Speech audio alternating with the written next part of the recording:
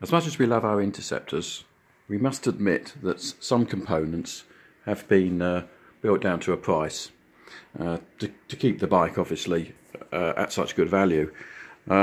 Notably the plastic chain guard that we have here, which is rather flimsy and cheap looking, and then the mud guards are plastic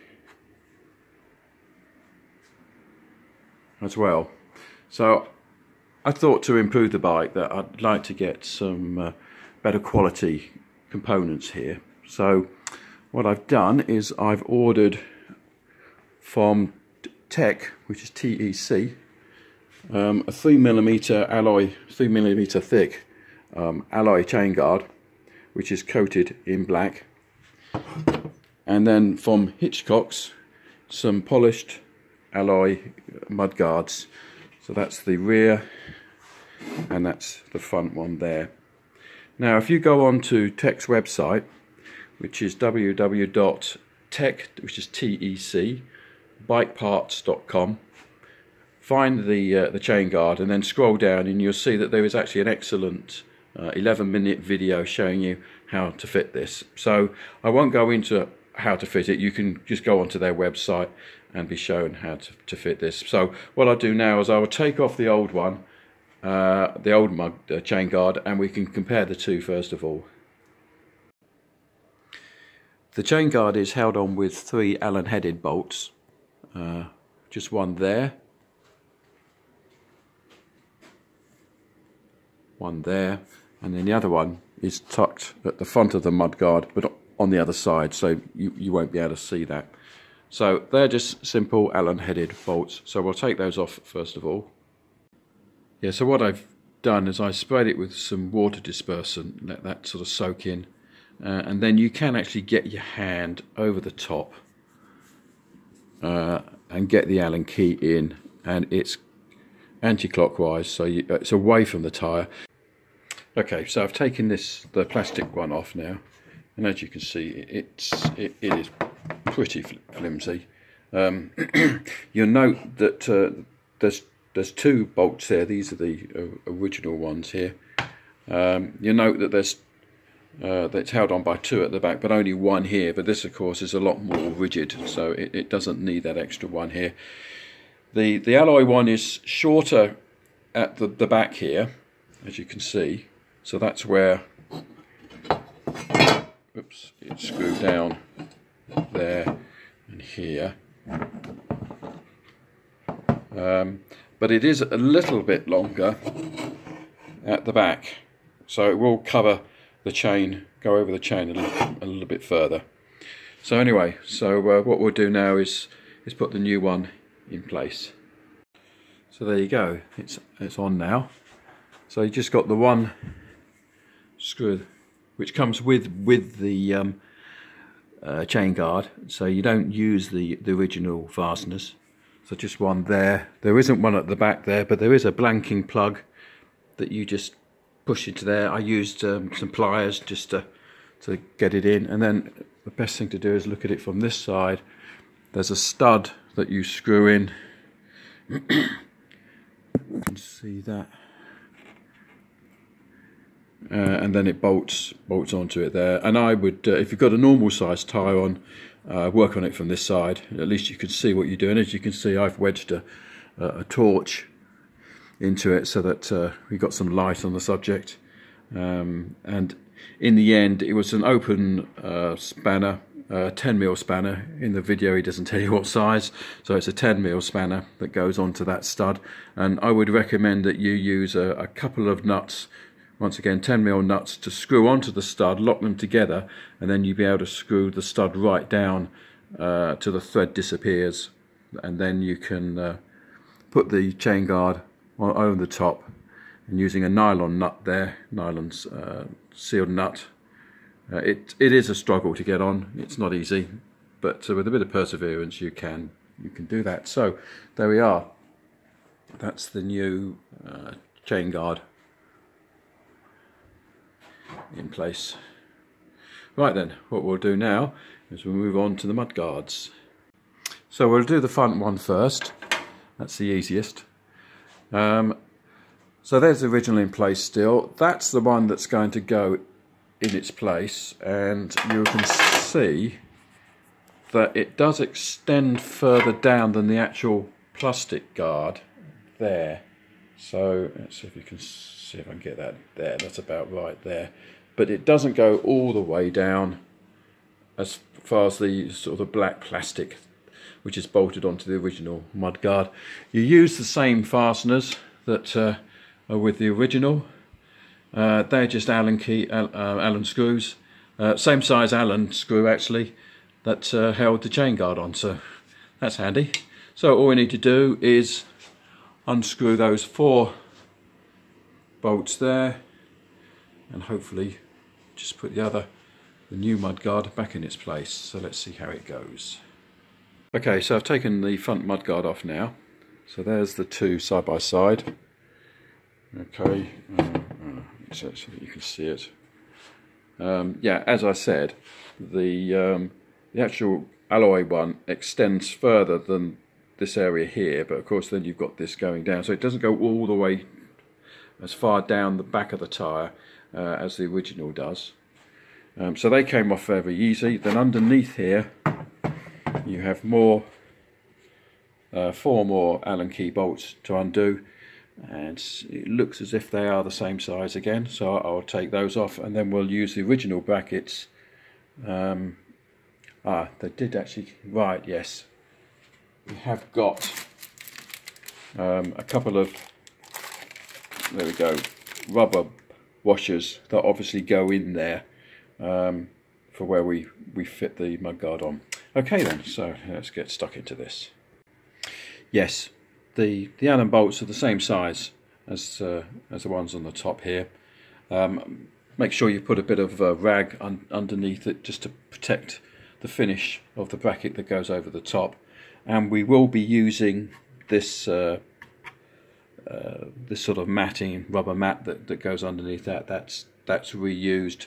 So all the bolts are reused, but here we would also have these at the front. Oops, I'll show you there, which go in there, but I'll show you that in a bit. We'll get these bolts out and take the rubber matting off, give it a good clean.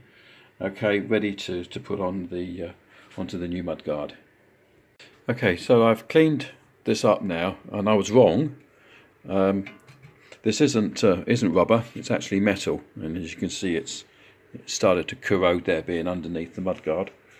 So basically, then that cleaned up now, laid it inside there, and then here we have these plastic cups, and the original bolt goes into there, and then we'll go through here.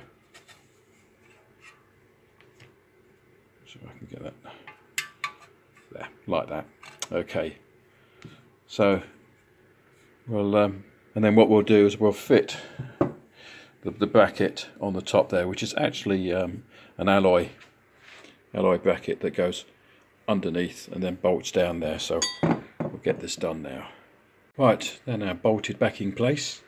So you can see there the cups are used. They basically replicate these shapes here on there, so that you have the same profile going round, and then that's now screwed on to the top there, ready to go back onto the bike. So there we are, fitted in place now. Don't really over tighten the bolts. Remember, you are screwing into an alloy there, so you don't want to go mad with it. Just enough. I would probably recommend that maybe after you've done I don't know, ridden for a week or so, just check the bolts, or maybe even after you get back after your first ride, but certainly don't be tempted to really tighten them up. So there you go. So what do you think? I think it looks very smart.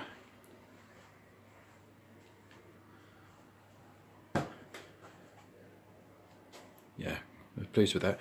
Now I've got a friend of mine actually in New Zealand who just showed me, sent over some photographs of what he'd done. Is that he'd been able to source some caps that actually go in to those there, just to smarten it up. So I think I might do the same.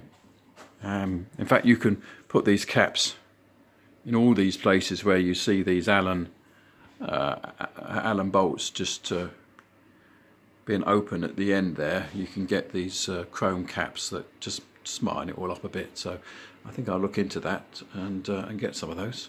Okay, right, so that's the fun one, which was the easy one and very straightforward.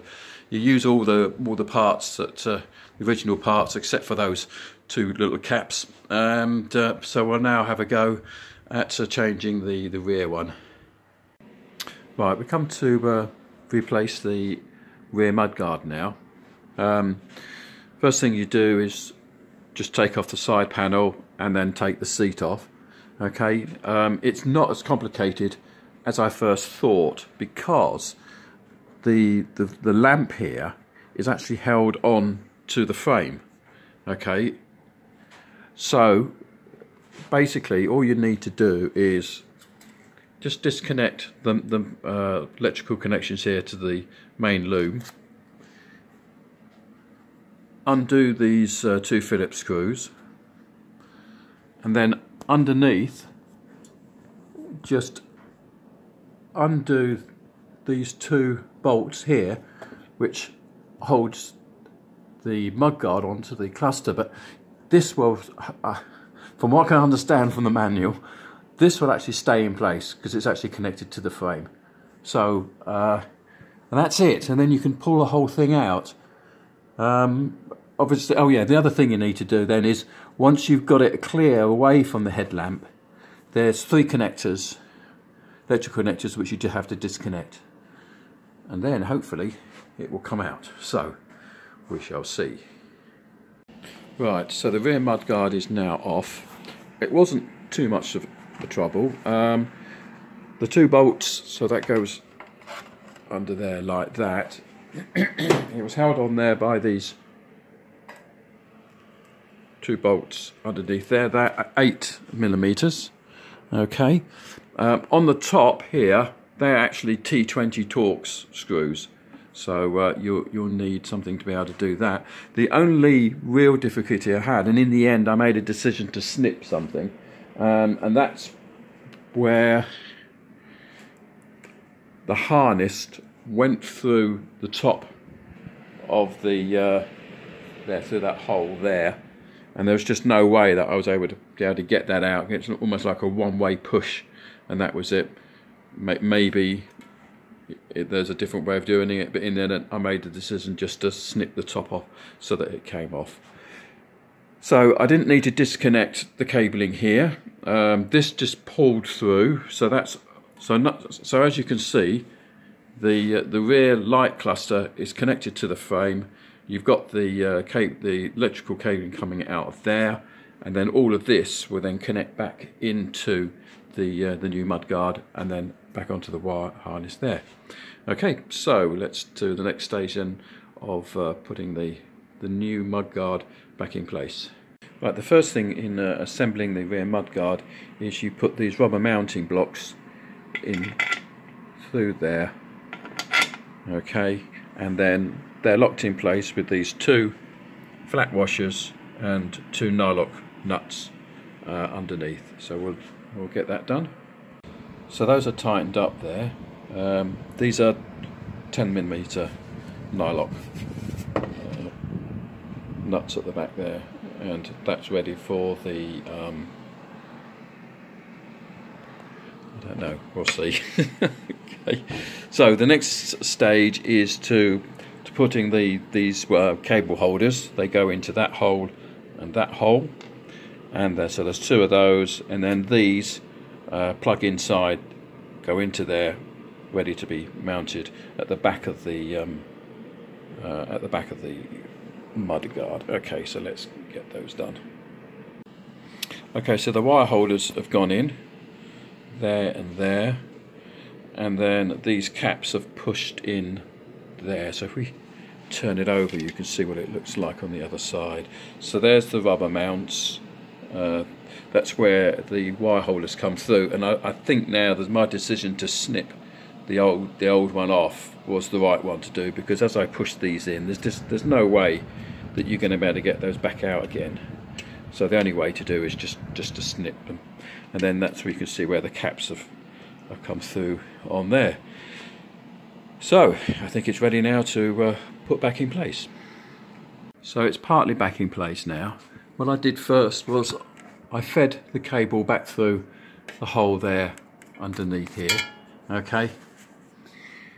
Pushed the connectors back into the rear light cluster, and then I've just loosely screwed in the 8mm bolts in place there, okay, just hand, only finger tight, okay, so that we can adjust them, okay, so that we can then just line everything up. We've got to put the grommet, which you can see there, will need to be pushed through and held in place there, and then we can tighten that up a little bit more, and then line up the mounting bolts there, okay, line them up to these, and then screw the T20 Torx down there, and then feed the cable through the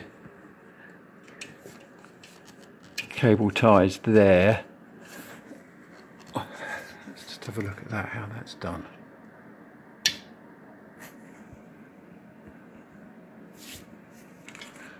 Oh yeah, they just click on there. I'll have a look at that in a second. And then what happens is that this, it pushes through there and connects back up to the main connection, which is dropped down somewhere.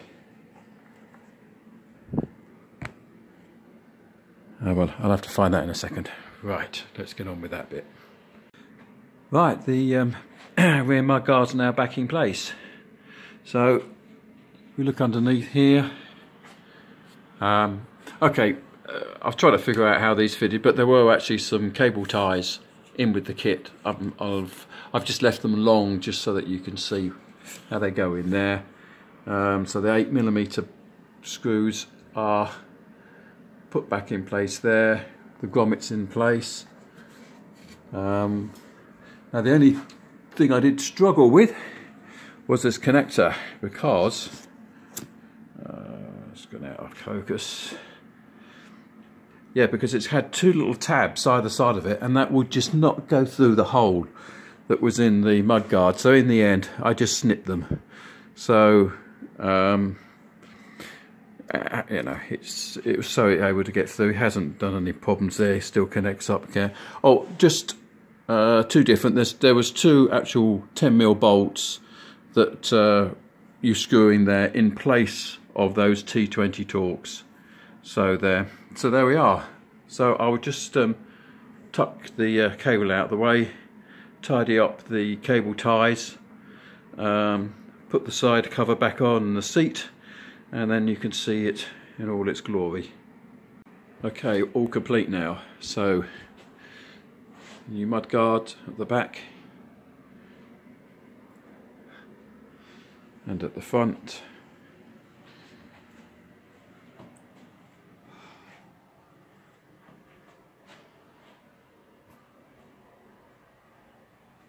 And then the chain guard.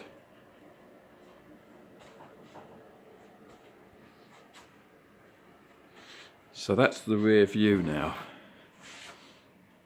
which I think you've got to agree is a lot better. If we look down here, we can see what we took off. So there's the... Anyway, like all the things I do, if I'm going to replace anything, or replace the originals or anything, I always keep the originals. I never throw them away. So what I'll do is I just put them back in the box that the mudguards from Hitchcock came, and they will go along with all any bolts and everything that was needed, and they will sort of go with my other collection of things that I've replaced, but I keep the originals. So I think that's important, so that if you do sell the bike, you can either put it back to original state, although I don't know whether you'd really want to, because this is a definite improvement. It's a shame we've still got this sort of I don't know, braced there, but here, there you go. But certainly it looks a lot better. Well, I think so anyway. I'm very pleased with it. I'm going to keep the bike up on the lift because I've got one thing else to fit, and that's the DNA performance air filter and an intake plate. So I'm going to leave that up there to do that another day. So there you go. Can't really see it all that well, obviously, in the workshop. You'll see it better when I get it out. Okay, thanks very much for watching.